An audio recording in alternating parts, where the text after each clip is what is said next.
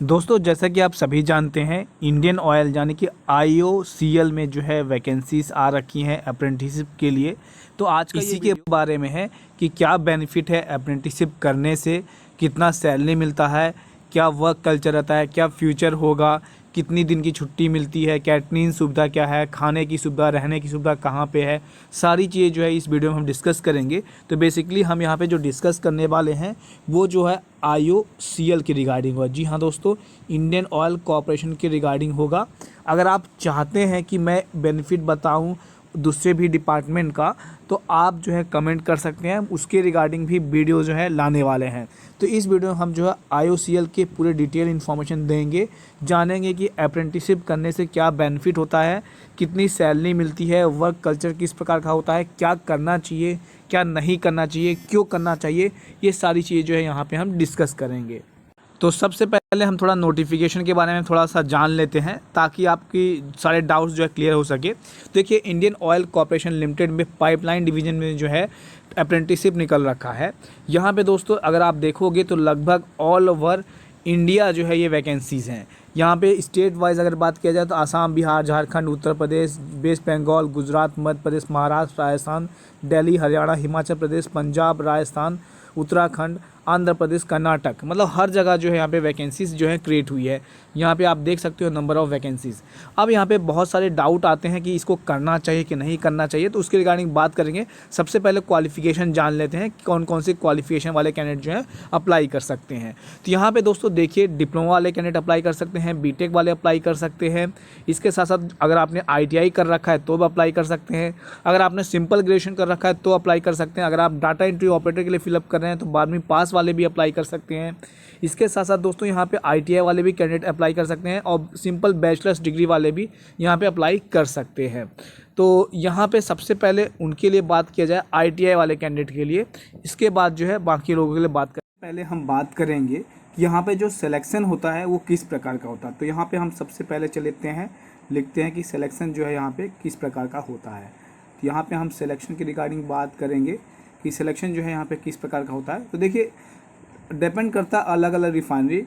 कुछ में जो है रिटन टेस्ट होता है, रिटन टेस्ट के बेसिस पे जो है कुछ सिलेक्शन होता है, और किसी में जो है दोस्तों आपके सीधे परसेंटेज के बेसिस पे जो है, मार्क्स के बेसिस पे जो है हो जाता है।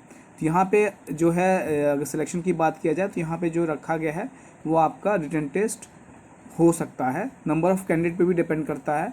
तो मोस्ट प्रोबेबली चांसेस हैं जितनी भी रिफाइनरीज है आईओसीएल की, वो जो है एग्ज़ाम कंडक्ट करवाती है। तो एग्ज़ाम कंडक्ट होने के बाद अगर आपका उसमें मेरिट लिस्ट में आता है तो आपका जो यहाँ पे सिलेक्शन होता है। तो सिलेक्शन तो यहाँ पे बता दिया गया है। अब हम चलते हैं यहाँ पे दोस्तों कि बाकी इन्फॉर्मेशन जानते हैं। जैसे कि यहाँ पे अगर आपका सिलेक्शन हो जाता है तो अब आपको यहाँ पे क्या क्या फैसिलिटीज़ जो है मिलती हैं। तो सबसे पहले हम बात करते हैं रहने के लिए क्या घर मिलता है कि नहीं मिलता है। जो बहुत लोग का ये सवाल रहता है कि रहने के लिए क्या घर दिया जाता है कि नहीं दिया जाता है। तो चलिए हम थोड़ा सा पेन ले लेते हैं। देखिए, आपको जो है सबसे पहले तो होम जो है, यहाँ पे जो होम की बात है तो होम जो है आपको अलग से लेना पड़ता है। मतलब ये लोग होम आपको रहने के लिए घर नहीं देते हैं। कुछ रिफाइनरीज ऐसी होती हैं जो आपको जो है, मतलब रिफाइनरी बोल दो, कुछ डिपार्टमेंट ऐसे होते हैं जहाँ पे दोस्तों आपको रहने के लिए व्यवस्था वगैरह दिया जाता है, रेंट वगैरह, या फिर आप कह सकते हो हाउसेस वगैरह जो है दिया जाता है। लेकिन मोस्ट प्रोबेबली ये होता है कि आपको नहीं दिया जाता है। तो जैसे यहाँ पे पाइपलाइन डिवीज़न आया हुआ है, तो पाइपलाइन डिवीज़न में आपको रहने के लिए दिया जा सकता है, ठीक है। अब कैंटीन की बात आती है, कैंटीन में क्या फैसिलिटीज़ रहती हैं उसके रिगार्डिंग जान लेते हैं। तो दोस्तों यहाँ पे जो कैंटीन है, अगर उसके रिगार्डिंग बात किया जाए तो कैंटीन में देखिए, सबसे पहले तो कैंटीन के लिए आपको जो है यहाँ पे पे करने पड़ते हैं, मतलब आपके पैसे जो है लगते हैं। तो कैंटीन का जो है पैसा जो है आपको पे करने पड़ते हैं, और यहाँ पे आपको किसी प्रकार की जो सब्सिडी होती है, जो कैंटीन प्राइस होता है, वही आपको यहाँ पे देना पड़ेगा। लेकिन आपको पे करना पड़ेगा, तब जाके आप पेमेंट होंगे। ऐसा नहीं है कि आप लोगों के लिए फ्री रहेगा। अब यहाँ पे जो आपको फ्री तो आपको लगभग कुछ नहीं मिलता है। आपको जो है यहाँ पे स्टाइपेंड, अगर बात की जाए स्टाइपेंड की रिगार्डिंग, तो स्टाइपेंड या फिर कह लीजिए सैलरी, स्टाइपेंड ही आपकी सैलरी कहलाती है। तो आपको जो है यहाँ पे सैलरी दी जाती है। अब जैसे सबसे पहले बात करते हैं डाटा एंट्री ऑपरेटर के लिए, तो इनको जो है लगभग दोस्तों 9,500 जो है स्टाइपेंड दिया जाता है। और बाकी जो कैंडिडेट हैं जैसे ITI वाले, अगर उनके लिए बात किया जाए तो उनके लिए भी 9,500 रुपये जो है उनका स्टाइपेंड रहता है। जो डिप्लोमा वाले कैंडिडेट हैं उनका 10,500, और जो ग्रेजुएट वाले कैंडिडेट हैं उनका जो है लगभग 11,500 स्टाइपेंड रहता है। तो यहाँ पे अगर बात किया जाए दोस्तों, तो यहाँ पे हमने जो है लगभग सारी चीज़ जो है डिस्कस कर लिया है। अब बात करते हैं यहाँ पे फ्यूचर।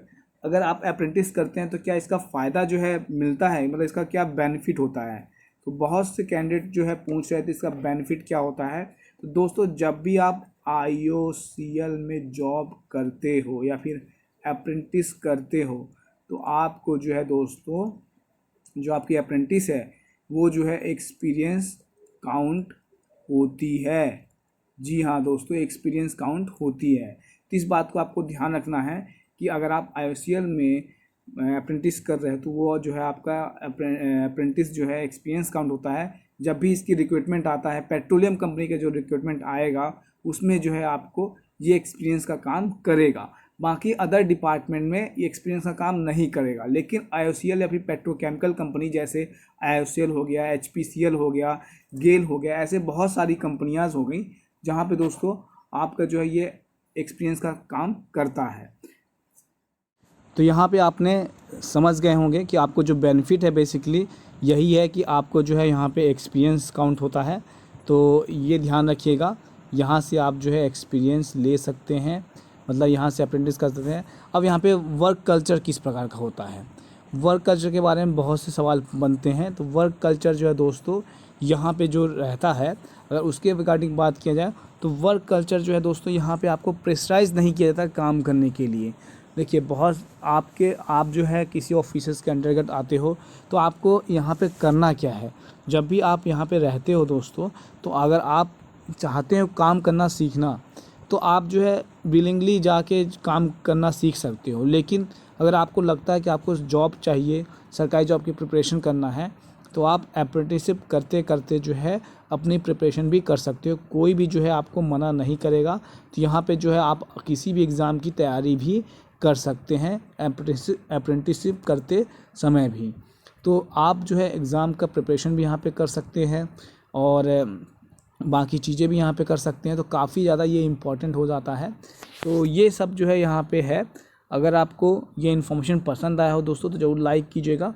और एक चीज़ मैं आप बताना चाहता हूँ, जब भी किसी पेट्रोकेमिकल का अप्रेंटिस वगैरह आए, अगर आप एलिजिबिलिटी क्राइटेरिया फुलफिल करते हो तो आप उसको ज्वाइन कर लीजिए, बहुत बेनिफिट होगा। तो कुल मिला के यहाँ पे जो है आपको पूरा पढ़ने का मौका मिलेगा। काम भी बहुत कम है, 8 घंटे की ड्यूटी है। और यहाँ पे जो सैलरी मिलती है, जैसे मैंने बताया, 3,000 जो है अलग से मिलते हैं मेडिकल के। और इसके अलावा जो छुट्टीज़ होती हैं वो आपको यहाँ पे दी जाती है। छुट्टी में दोस्तों जैसे कि बात किया जाए, लगभग जो है आपका 52 संडे हो गए, मतलब वीक्स हो गया। इसके बाद 42 जो है आपको यहाँ पे छुट्टी मिलती है और 10 इतना। तो ये टोटल जो है दोस्तों यहाँ पे इतनी आपको छुट्टी भी दी जाती है। तो वीडियो कैसा लगा कमेंट करके ज़रूर बताएं। बाकी इसी प्रकार के इन्फॉर्मेशन जानने के लिए मिस्टर ITI को सब्सक्राइब कीजिए। आज के लिए बस इतना ही, धन्यवाद।